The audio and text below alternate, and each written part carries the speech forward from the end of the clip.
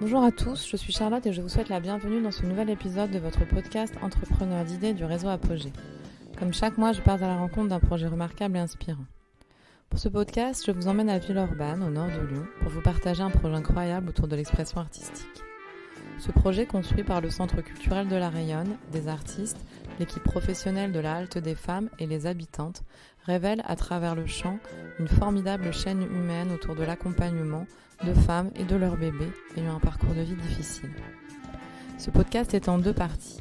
J'ai eu le plaisir d'inviter à mon micro Margot Nicolet, médiatrice culturelle, Chloé Sermé-Morin, autrice, compositrice et interprète, Laetitia, chanteuse dans le groupe Debout Si Mama, ainsi que la voix de l'équipe de la Halte des Femmes et des résidentes et de leurs bébés.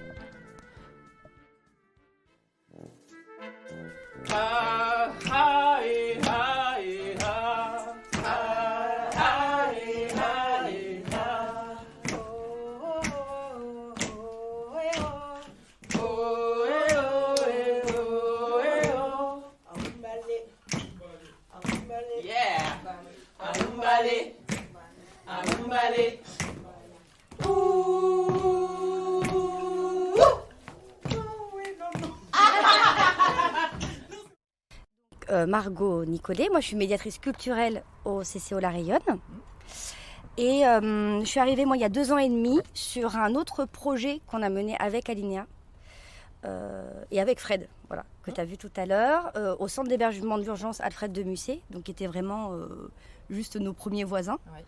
Et on a mené un premier projet d'1 an et demi avec des adolescents et des adolescentes du centre d'hébergement d'urgence, plus des jeunes du quartier, pour monter un groupe de rap à travers des ateliers d'écriture, de chant, de musique. On a mis 1 an et demi du coup à construire tout ça pour qu'ils puissent se produire sur scène au fil de ce temps-là. Et ils ont été accompagnés par des artistes. Et ce qui était intéressant dans ce projet-là, c'est pas seulement qu'il était participatif, mais c'était qu'il naissait de la demande des adolescents et des adolescentes elles-mêmes, qui après avoir suivi un atelier slam qui avait dû se passer, mais alors je sais plus quand parce que c'était avant mon arrivée, qui avaient envie de poursuivre un peu ce travail et du coup de poursuivre cette écriture de texte qu'elles avaient déjà elles-mêmes commencé dans l'intimité de leur chambre, voilà. Donc il y a eu ce premier projet qui était absolument incroyable, énergivore mais super ambitieux, et c'était ça qui était génial, c'est qu'on a fait un vrai spectacle avec plein d'artistes accompagnants, avec un vrai budget et avec une vraie programmation derrière et aussi une diffusion.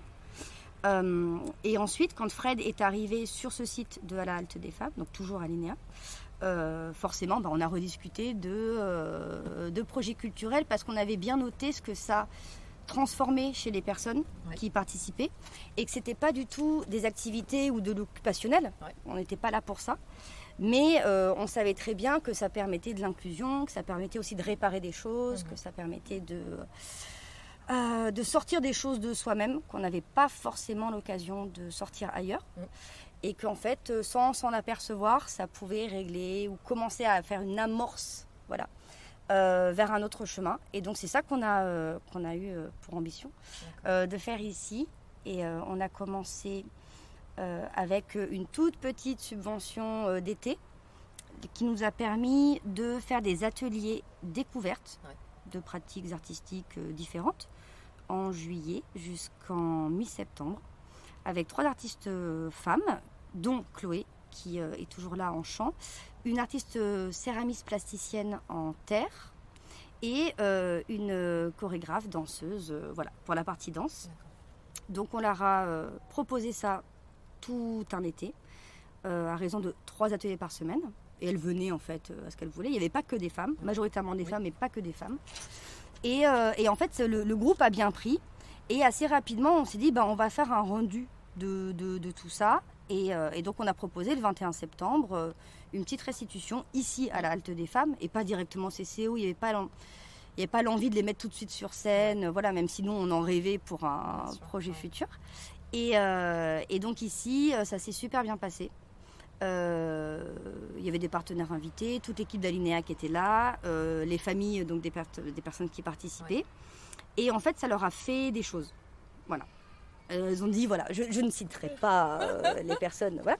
Mais voilà, ça a fait des choses en moi. Et donc ça a été un petit déclencheur. Et ça a juste confirmé ce en quoi nous, on croyait de notre côté. Donc là, après, il y a eu une pause, forcément. Et derrière, pareil, avec un petit budget en plus, ça nous permet de respirer pendant quelques mois. D'accord. Et donc, on a recommencé en novembre, je crois, après une réunion avec elle, où j'étais venue ici, et on avait fait un peu le bilan de tout ce qui s'était passé, ce qui leur avait plu, déplu. Et surtout, on leur a demandé, est-ce que vous avez envie de continuer ? Bon, la réponse est évidente. Et surtout, si on continue, vous voulez aller vers quoi ? On a eu 3 pratiques. Est-ce qu'il y en a une qui vous a plus plu ou plus parlé ? Ou alors autre chose. Ça peut être complètement différent. Et elles ont tout de suite parlé de chant et d'écriture. D'accord. Parce que le chant Debout Si Mama, qui va clôturer le spectacle du 8 mars, ça a été quelque chose qu'on a travaillé du coup pendant cet été-là. Et ce qu'elles avaient particulièrement aimé, c'est que suite à une explication du texte, parce que tout le monde ne parlait pas français, et tout le monde ne connaissait pas forcément l'histoire de la chanson, en fait, elles ont témoigné du fait qu'il y avait certains mots qui les gênaient, qu'ils ne les représentaient pas forcément. Parce que c'est une chanson qui existe déjà. Oui, voilà, c'est ça. Voilà. Et donc, du coup, on leur a proposé ce texte-là. On leur a dit que c'était complètement... que c'était absolument pas problématique de changer des paroles, puisque ça les gênait. Et donc, on a commencé un peu à réécrire quelques passages. Et elles se le sont appropriées. Et au moment du bilan, ce qui est ressorti, c'était qu'elles avaient beaucoup aimé chanter leurs propres mots et de chanter des chants qui leur ressemblaient du coup. Donc on est immédiatement parti là-dessus et donc de novembre à aujourd'hui, les ateliers aussi entre chant et écriture. Et les ateliers d'écriture sont venus nourrir du coup la chanson originale du coup qui a été créée depuis. 3, 4. Je suis un arbre géant et la feuille d'hibiscus. Un voyage sur une route fragile et la race de l'espoir. A far country et une ville de la France. Je suis des louanges à Dieu et les rêves d'amour. La joie d'enfanter et la fatigue de tout porter. Les cris du bébé dans la nuit. Et le rire qui monte du ventre de la maman. Je suis les larmes qui ne savent rien faire. Et la force des battantes. Le puissant de la voix. Et le rythme de la danse. Les mots qui tapent fort. J'ai du mal à retenir. On fait les pieds. Et le 4. Et les corps qui chantent à l'unisson. Ok. Et selon toi, nous on aime bien parler des clés de succès des projets pour faire ressortir en fait des outils en fait ou des conseils qu'on pourrait donner à d'autres porteurs de projets qui voudraient se lancer dans des projets similaires. Là on peut dire que le projet fonctionne bien, que c'est une réussite. Est-ce que tu peux en faire ressortir quelques clés de réussite? Pourquoi ça fonctionne au final? La première raison, c'est qu'on a trouvé la bonne organisation. C'est qu'il y a vraiment 3 parties distinctes. Qui ne fonctionnent que très bien tout ensemble. D'accord. C'est-à-dire qu'il y a vraiment le partenaire social qui va identifier aussi des personnes qui pourraient être intéressées par un projet, qui ont la charge aussi du coup de les rappeler, qui ont le contact avec elles, qui savent du coup aussi si elles se sentent bien à l'intérieur des ateliers, ce que nous on ne sait pas forcément puisqu'au départ on ne les connaît pas du tout, et qui a le temps de faire ce lien-là, notamment sur la garde des enfants. Ils peuvent se permettre d'aller demander au père quand ils sont sur place, de mettre en place vraiment des systèmes de garde qui permettent aux femmes de vraiment faire leur atelier et de penser à elles au moins 2 heures par semaine. D'accord. Ce qu'on n'a pas précisé, c'est qu'effectivement ce sont des femmes donc, qui sont avec des jeunes enfants. Voilà, et qui sont accompagnés de leurs enfants durant les ateliers. Majoritairement. Et l'idée, c'est évidemment leur proposer un petit temps pour elles. Et toute l'équipe en fait, de la Halte des Femmes est présente pour garder les enfants pendant qu'elles puissent chanter. Et du coup, le fait qu'ils aient vraiment une place extrêmement importante au sein de la création, ça aussi facilite le travail et des femmes et des artistes. Puisque du coup, comme tu as pu le voir, les équipes sont là, gardent les enfants au sein de l'atelier, ou alors vont les solliciter, leur rappeler l'horaire, elles ont leur numéro, etc. Et la deuxième composante, c'est vraiment le centre culturel, la structure culturelle, où on va faire vraiment le suivi du projet, chercher aussi des sous, chercher aussi dans notre réseau d'artistes en fait qui pourrait être opportun à un moment donné, et faire donc toutes ces réunions aussi artistiques où on suit vraiment le projet de près. On a aussi les équipements qui permettent du coup de diffuser le spectacle, et donc d'avoir à la scène les équipements techniques, les équipes de techniciens et techniciennes qui vont être là, donc ça facilite tout ça.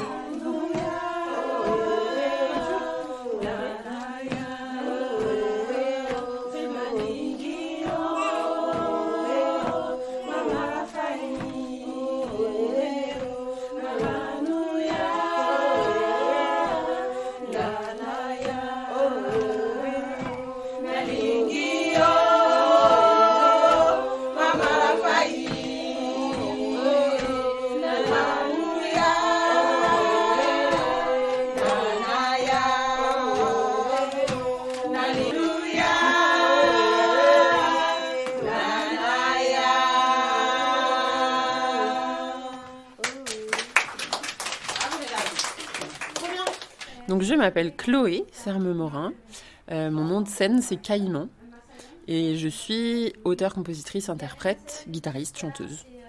Et voilà, c'est mon activité principale. Ok. Et là, dans le cadre du projet que l'on découvre, est-ce que tu peux m'expliquer ton rôle ? Oui. En fait, je suis directrice artistique, on peut dire. C'est-à-dire que je suis à la fois intervenante sur des ateliers qu'on a mis en place depuis le mois de juillet 2022. On a commencé par vraiment des ateliers pour approcher le travail de la voix et de l'écriture. C'est venu un peu plus tard, l'écriture, mais on a commencé par la voix, le corps et la voix. Et l'idée, c'était vraiment de s'adapter au groupe ici à la Halte des Femmes et de voir comment l'approche, la musique, qu'est-ce qui leur parlait en termes d'échanges musicaux. On a d'abord partagé qu'est-ce qu'on écoutait, ensuite on a commencé à chanter ensemble, et moi l'idée c'était que je m'adapte vraiment au groupe et qu'on voit si on pouvait construire des choses ensemble, de la création ensemble. Et il s'est avéré que le groupe était super réceptif et avait très envie de chanter et de créer ensemble, et du coup on a commencé à faire de la création, et là on va jouer le 8 mars pour la première fois un premier bout de spectacle qu'on a monté récemment. D'accord. Est-ce que ça veut dire que tu aurais pu leur proposer d'autres supports, d'autres outils, ou d'autres... C'est pas que le chant, je veux dire, tu peux travailler sur d'autres... Oui, disons que moi, sur mon approche musicale, il y a plusieurs choses. Ouais, il y a le chant, et puis même en chant, en fait, en fonction des groupes, ça va dépendre un peu. Là, du coup, on a utilisé vraiment des trucs d'improvisation vocale, parce que c'était ça qui faisait ressortir plein de choses. Mais on aurait pu aller sur... si tout le monde avait écouté un peu la même chose et que tout le monde m'avait dit on a envie de faire du gospel, on serait parti là-dessus. Ou si ça avait été le slam, on aurait fait ça. Enfin voilà, c'était un peu cette idée-là, de voir comment le groupe... Et j'imagine d'impliquer les femmes, exactement. De construire avec elles. Ouais, complètement. C'est vraiment le principe de ce projet, et c'est ça qui est passionnant. Et aussi c'est un vrai défi en fait, parce que faut arriver à construire quelque chose à partir de beaucoup d'envies différentes, de cultures différentes. Là, il y a aussi des dames qui parlent pas toutes français, donc il y a un vrai truc d'échange et d'émulsion à créer en fait, de groupe à créer, mais ça s'est fait très naturellement, et c'est super riche en fait. Justement, c'est ce truc-là qui est passionnant, c'est d'arriver à trouver les endroits où où tout le monde a envie d'exprimer des choses et puis trouver ce qui fait sens en commun et ce qui fait sens en tant qu'individu et de sa propre histoire. Et on a fait un truc qui mélangeait tout ça et c'est très intéressant. C'est chouette. Et alors si on retourne un petit peu en arrière sur toi, pourquoi tu te retrouves dans ce type de projet ? C'est quoi tes motivations en fait ? T'as d'autres expériences comme ça similaires ? À vrai dire, en fait, j'ai toujours eu une part un peu militante de moi, une espèce de guerrière de la justice sociale. Au sens de, avant d'être musicienne, j'ai travaillé 7 ans pour des associations qui travaillaient sur le droit au logement. Et en fait, c'est une expérience qui m'a énormément appris de choses et qui m'a fait rencontrer des gens passionnants et un monde que j'ai pas voulu quitter en faisant de la musique en fait. Et surtout, en travaillant sur le logement et l'accès aux droits sociaux, je me suis vite rendu compte que les droits culturels étaient super importants et qu'ils étaient un peu mis à l'écart parfois au niveau politique. Après, au niveau du terrain, je trouve qu'il y a plein de choses qui existent et que c'est hyper intéressant. Mais moi, j'étais au niveau européen, donc il y avait plein de choses à créer à ce niveau-là, en fait, d'échanges et d'échanges de bonnes pratiques, parce qu'il existe plein de choses partout, en fait. Et du coup, ça m'a donné vraiment envie justement de faire quelque chose de concret. Et quand l'occasion s'est présentée, je me suis dit c'est trop intéressant. Et là, en particulier, avec un groupe de femmes, donc il y a en plus toute la question de moi qui me touche beaucoup parce que je suis une femme artiste.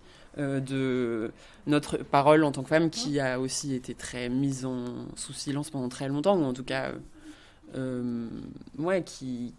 qu'il est nécessaire de porter de manière un peu forte et soudée, donc c'est intéressant de faire ça comme ça. Super.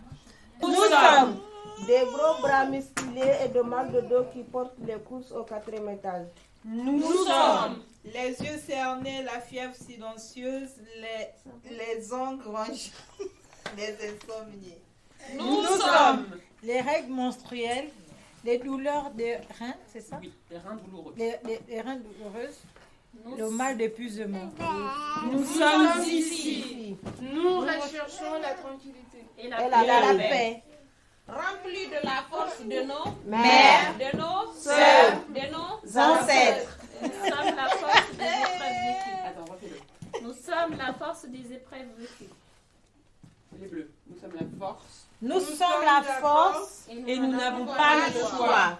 Pour eux, le futur de demain, nos enfants. nous ne devons pas tomber. Pour eux, nous sommes debout. Nous sommes debout, si maman. Ça peut. Ça le fait. C'est faisable. Et après ça, on enchaîne. Nous qui sont passés les femmes, nous qui n'avons pas d'histoire, depuis la nuit des temps, les femmes, nous sommes celles qu'on ne veut pas voir. Debout, femmes guerrières, chantons notre colère. Debout, Kelly, debout. Asservi, humilié les femmes, acheté, vendu, violé. Dans toutes les maisons, les femmes, hors du monde reléguées. Debout, femmes guerrières, chantons notre colère. Debout, si maman, debout. Et la fin. Debout, femmes guerrières, chantons notre colère. Debout, si maman, debout. Ça va être bien. On va faire la chanson Je dis Chloé, oui. là. On fait ça avant de partir. Oui, Allez. ça après on est dans un bon mood pour la fin de la bon soirée. mood. Bravo, vraiment bravo, vous assurez et ça va être très beau. Est-ce que Chloé, donc toi qui animes l'atelier, donc tu peux proposer en fait ce que tu fais, donc cet accompagnement en fait à tout public, tu peux pour tout type de projet finalement, on peut te solliciter. Oui, à fond, moi je Ce suis. type Ouais. d'atelier ou de, je sais pas quel terme tu utilises, enfin ou de. Oui, c'est des ateliers ou Ateliers. des créations collectives en fonction de l'ambition qu'on y met. Mais oui, complètement. Puis moi, c'est vraiment un axe que j'ai envie de creuser. Et puis, je pense qu'il y a des choses à faire à tout âge et pour toutes sortes de profils de personnes. En fait, trouver sa voie, au sens VOIX, c'est assez magique en fait. Et le trouver en collectif, quand on chante à plusieurs et qu'on sent les vibrations et qu'on sent la cohésion de groupe, ça fait vraiment du bien physiquement en fait, et mentalement. Mais il y a vraiment ce truc, et du coup, au plus je peux partager ça, au mieux c'est quoi.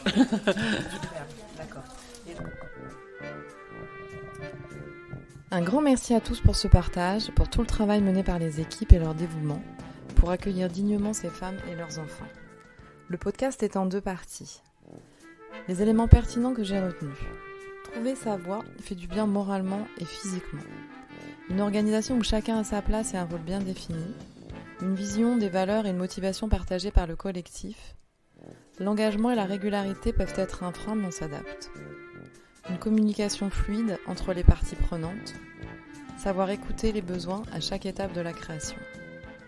Vous retrouvez tous les épisodes sur vos plateformes habituelles. N'hésitez pas à vous abonner. Besoin de valoriser votre projet par un podcast, vous pouvez me contacter par mail à charlotte.niglet@apogée-6ess.org. À très bientôt.